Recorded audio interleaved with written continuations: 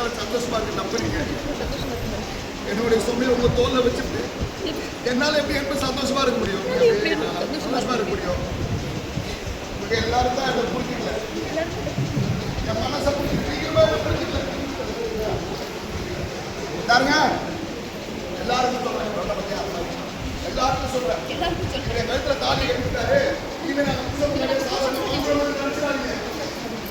என் வாழ்க்கையை யாரோ ஒரு தப்பான எங்க அளவு கொடுத்துட்டான்.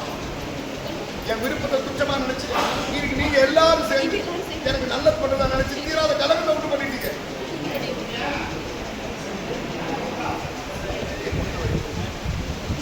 வித்தியாசம் இல்ல, ரெண்டுமே சுமதான்.